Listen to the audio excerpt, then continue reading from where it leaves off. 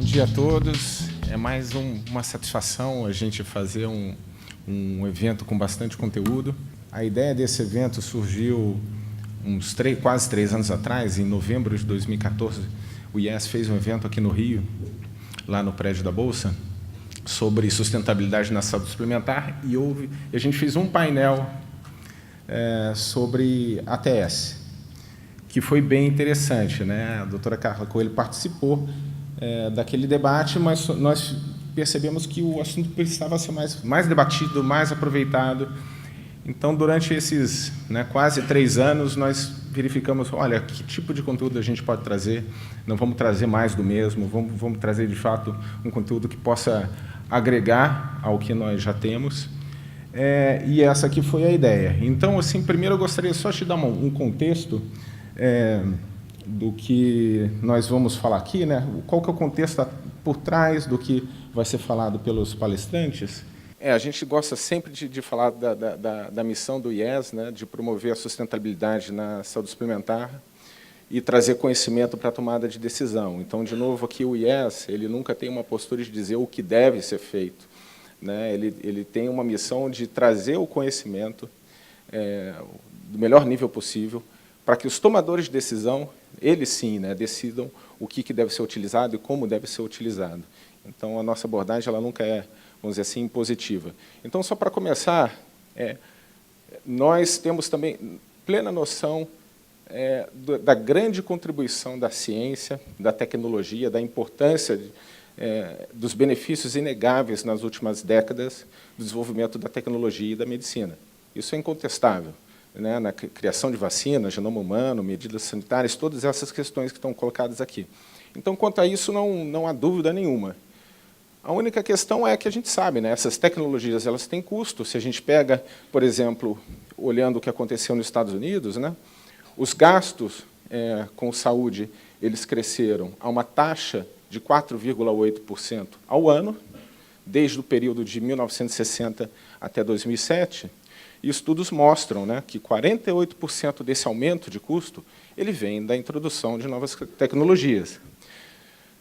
E os Estados Unidos, claro, lá na década de 80, o gasto com saúde era 9% do PIB, parecido com os países da OCDE, hoje em dia é quase 18%, certo?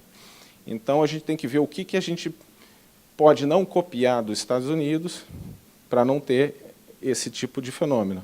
E tem um outro estudo interessante desse economista, o Skinner, que ele fala o seguinte sobre a incorporação tecnológica nos Estados Unidos. Ele classifica as tecnologias em 3 grupos. A primeira aqui são as tecnologias responsáveis por grande parte do aumento da longevidade, né, o que a gente pode resumir como sendo o que é bom e barato, certo? Bom e não de alto custo. Um item 2 seria o segundo tipo de tecnologia, aquela que tem benefícios são substanciais para o paciente, mas não a todos, tipo angioplastia. E o grupo 3, que são aquelas tecnologias que são caras, né, os benefícios são pequenos, ou tem pouca evidência científica. E aí ele chama a atenção que, pelo menos nos Estados Unidos, a maior parte do aumento de custo que vem da incorporação tecnológica vem dessas tecnologias extremamente caras, mas com pouca, que trazem benefício pequeno, ou um benefício que não está amparado ainda na ciência. A questão de nós falarmos de ATS, ou seja, ela nos dá um algoritmo, vamos dizer assim, para analisarmos como introduzir essas tecnologias. E, claro, a ATS ela pode ajudar a conter a escalada desnecessária de custos. E aí, por exemplo, temos a questão de sobreposição de tecnologias, né, antiga e nova, que é a cirurgia de revascularização e angioplastia.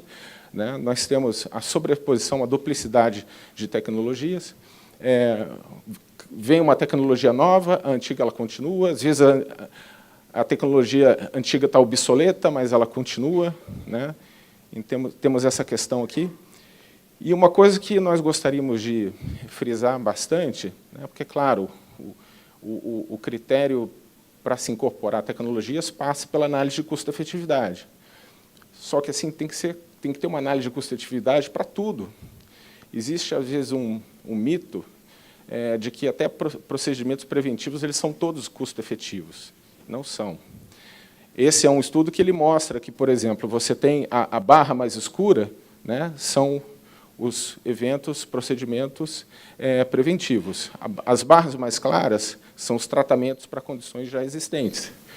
Então, e aqui você tem, do lado esquerdo, né, cost saving, ou seja, são os procedimentos que, né, eles têm uma relação boa de custo-benefício. Né? Na direita ali, temos procedimentos preventivos e de tratamento, que eles aumentam o custo e eles pioram a saúde do paciente. Então, assim, até mesmo para procedimentos preventivos, nós temos que olhar a relação, né, de custo-efetividade. E aí, uma outra preocupação em relação ao aumento de gasto, de custo desnecessário em saúde, é que, quanto mais caro ficar, menos acessível fica. Tem um problema aí em relação à equidade do acesso de saúde. Então, preços ficam mais caros, né? Só quem tem poder aquisitivo pode comprar, e as tecnologias de alto custo ficam restritas àquelas cidades mais ricas e mais populosas. E para dar um pano de fundo mais sobre a realidade que nós passamos hoje no Brasil, tem que ficar muito claro, porque assim, a questão de incorporação tecnológica ou de gasto com saúde, ela tem que ter como pano de fundo a condição econômica do país. Nós estamos vivendo aí uma situação que, nos últimos 2 anos, coloca ali maio de 2015, estamos em maio de 2017, o mercado de saúde suplementar perdeu 2,5 milhões de beneficiários. Né? Então, isso tem que ser considerado. Só que os custos não estão, o custo per capita não está caindo. Né? O índice de variação do custo médico hospitalar, ele mostra que a escalada do custo per capita com saúde ele tem aumentado, né, nesse período, apesar do mercado ter perdido 2,5 milhões de beneficiários. Não tem como o Brasil ter um gasto com saúde per capita igual da França, Canadá, Austrália e Japão, com o PIB per capita que tem. Quer dizer, o gasto per capita ele tem que estar condizente com a renda per capita. E o que está acontecendo com o PIB per capita no Brasil? Nos últimos anos tem diminuído. Então, isso é uma coisa para ser considerada.